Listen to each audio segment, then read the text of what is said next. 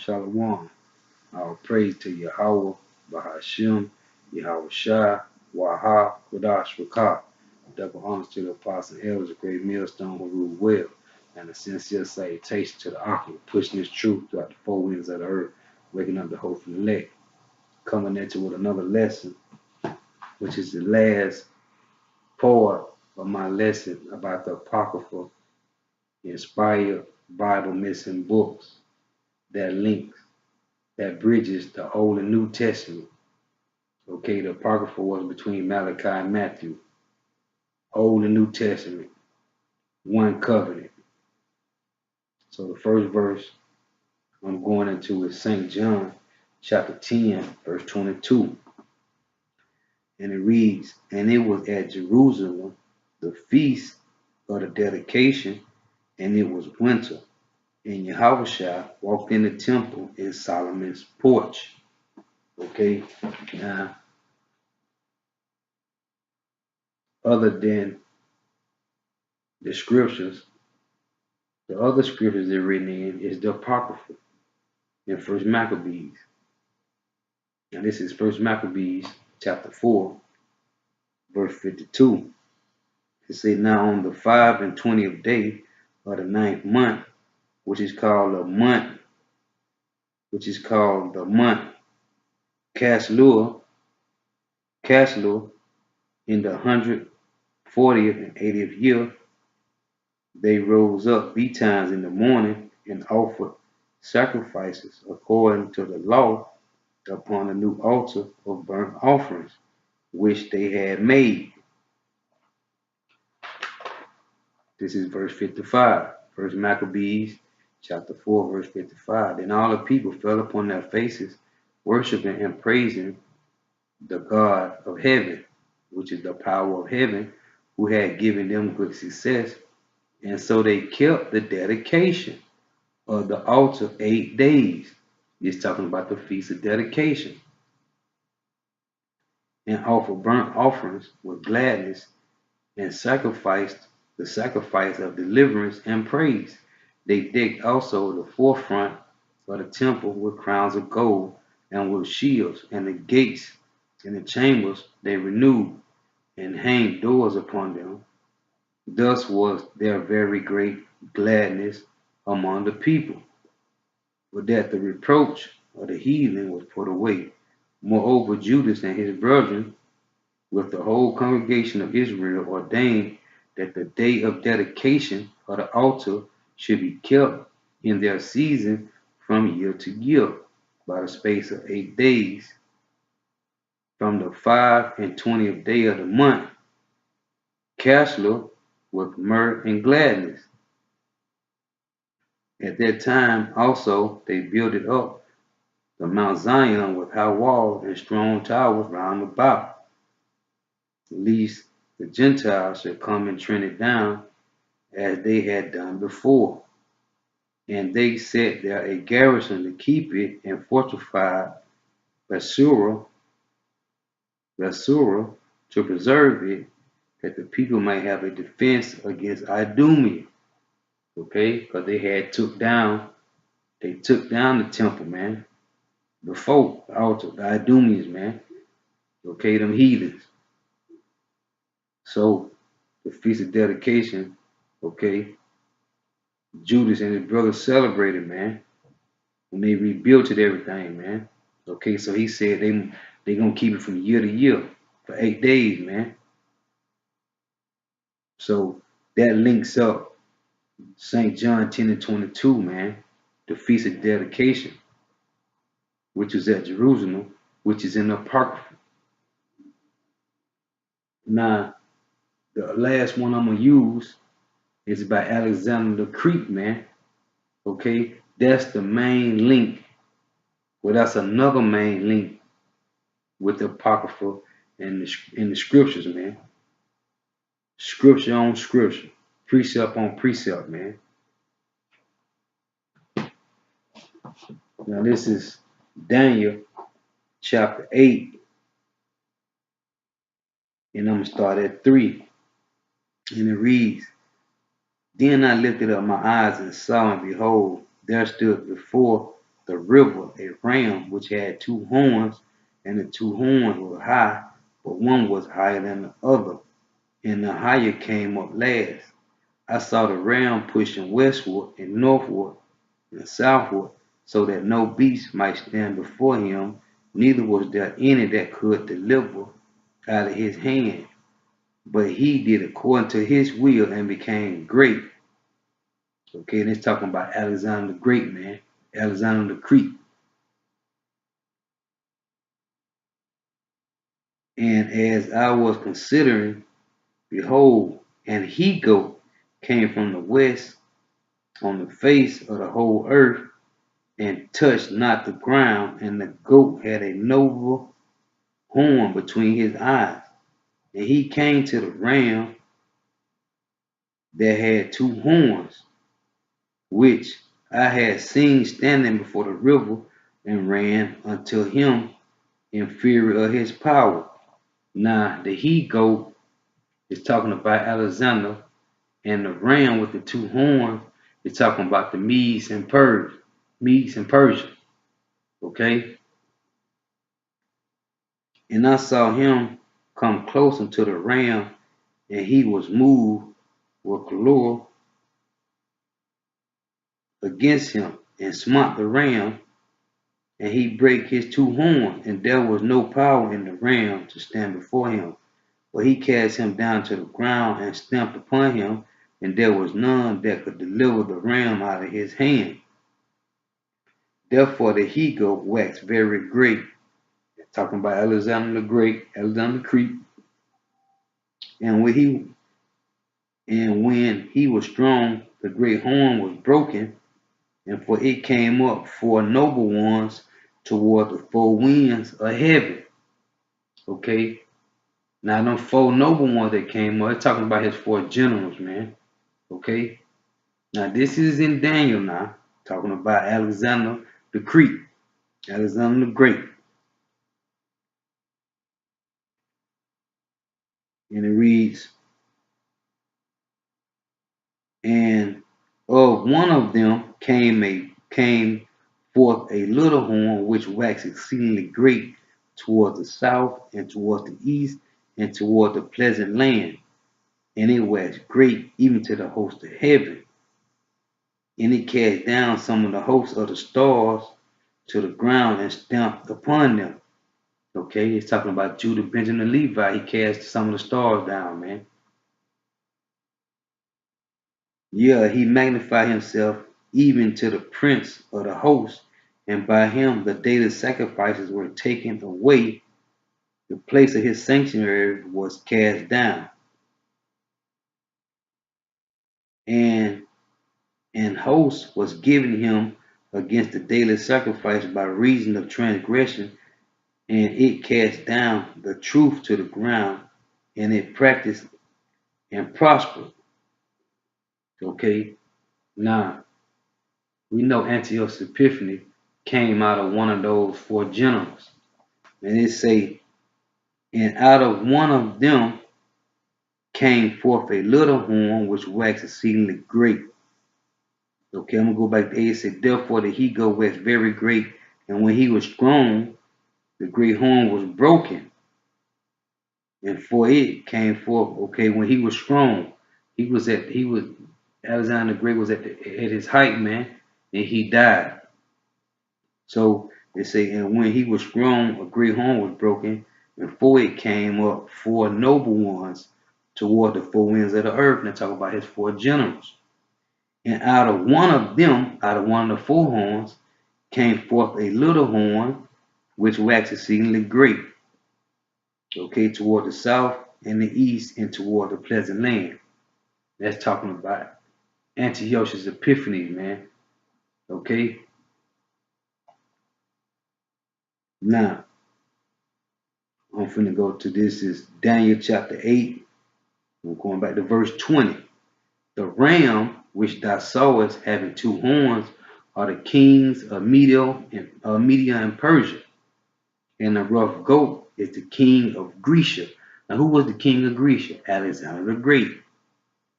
And the great horn that is between his eyes is the first king.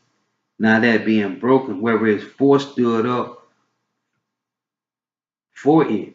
Four kingdoms shall stand up out of the nation, but not in his power. And in the latter time of their kingdom, when the transgressors are come to a full, a king of fierce countenance and understanding dark sentences shall stand up, and his power shall be mightier, but not by his own power. And he shall destroy wonderfully, and shall prosper and practice, and shall destroy the mighty and the holy people. Okay? And through his policy also shall cause craft to prosper in his hand, and he shall magnify himself in heart, and by peace shall destroy many, and shall also stand up against the prince of peace, and stand up against the prince of princes, but he shall be broken without hand. Now that's talking about Antiochus Epiphanes, man. Okay? It say, and four noble horns came up, and out of that one shall come another horn that shall be exceedingly great, man. And we know from the four generals of Alexander the Great, man, Lysimachus, Ptolemy, Seleucus, and Cassandra, man. Okay, now Seleucus came Antiochus Epiphanes, man. And where else is that mentioned at, man?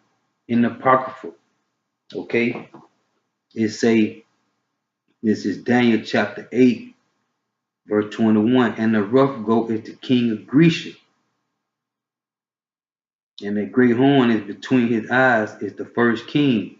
Now that being broken, whereas four stood up for it, four kingdoms shall stand up out of the nation. Okay? Four kingdoms shall stand up out of that nation, man. This is First Maccabees chapter 1, verse 1. And it happened after that Alexander, son of Philip the Macedonian, who came out of the land of Chittim, had smitten Darius, king of the Persians and the Medes. King of the Persians and the Medes.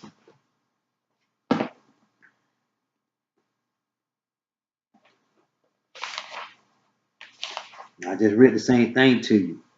The ram which thou sawest having two horns are the kings of the Media and Persia. Okay?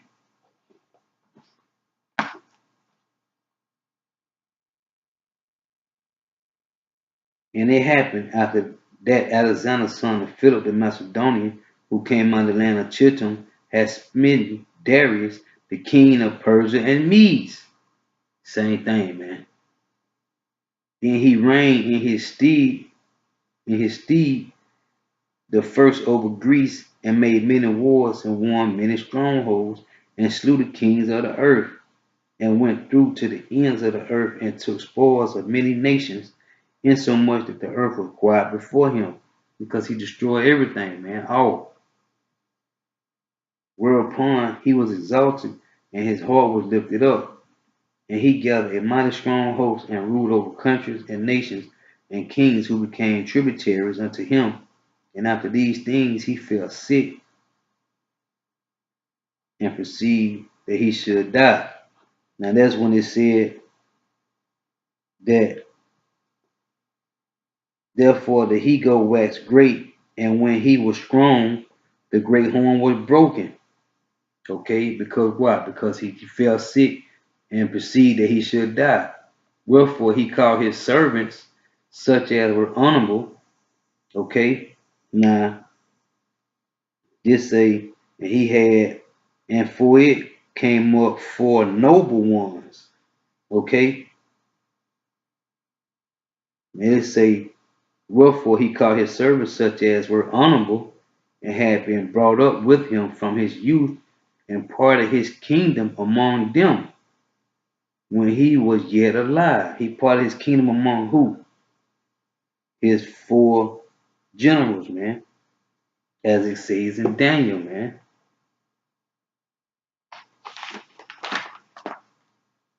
So Alexander reigned 12 years, then died, and his servants bare rule everyone in his place. And after his death, they all put crowns upon themselves. So did their sons after them many years, and evils were multiplied in the earth. And there came out of them a wicked root, Antiochus, surnamed Epiphanes, son of Antiochus the king, who had been in hostage at Rome, and he reigned in the 130th year of the kingdom of the Greeks. Okay? And when it go on to say he calls them under his rule, man. Okay, under his policies. And when you keep reading, it tell you that in those days went there out in Israel wicked men who persuaded many, saying, Let us go and make a covenant with the heathen that are round about us, for since we departed from them, we have had much sorrow. Okay, so this device pleased them well. Then certain other people were so forward herein that they went to the king, who gave them licenses to do after the ordinance of the heathen. Okay, he gave them license to do as he will, man. It say he gave them policies, man. They had to follow by his policies.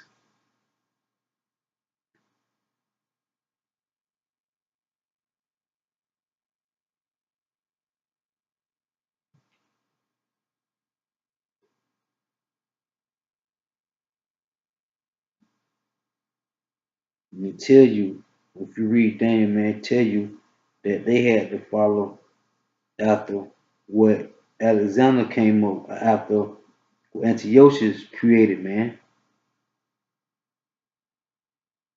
And his power shall be mighty, but not by his own power. And he shall destroy wonderfully, and shall prosper and practice, and shall destroy the mighty and the holy people.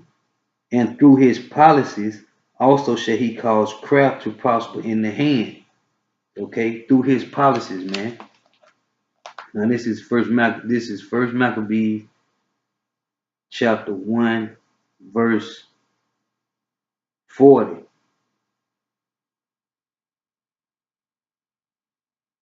Salaki chapter 1, verse 41. It said, Moreover, King Antiochus wrote to his whole kingdom that all should be one people, and every one should lead his laws. So all the heathen agreed according to the commandment of the king. Yeah, many also of the Israelites consented to his religion. Okay, which means religion, which means bind. Okay, basically bind together or fasting or bind, man, bind together or fasting, man, and sacrificing to idols and profane the Sabbath. For the king had sent letters by message unto Jerusalem and the cities of Judah, that they should follow the strange laws of the land, and forbid burnt offerings, sacrifices, and drink offerings in the temple, and that they should profane the Sabbath and festival days, and pollute the sanctuary and holy people, set up altars and groves and chapels of idols, and sacrifice swine flesh and unclean beasts. Okay, through his policies, man, as it says in Daniel. Okay, now this is Daniel talking about Alexander the Great, the king of Medes and Persia, and it's talking about Antiochus Epiphanes. Same thing First Maccabees 1 talking about, man. Alexander the Great, how he took down Darius, okay, king of the Medes and Persia, and Antiochus Epiphanes, man.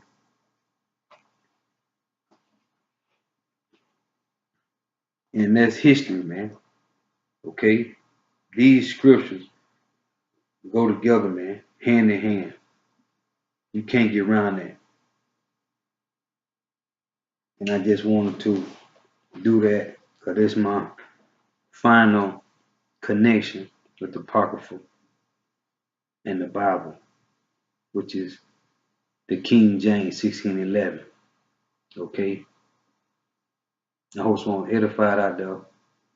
Lord willing to be edified to somebody. And I just want to say all praise to YAHAWAH, Bahashem, YAHAWASHI, Bahashem, Kodash Bakar. Double honors to the apostle elders, great millstone who rule well. And a sincere salutation to the Aki, pushing his truth like the four winds of the earth. Shalom.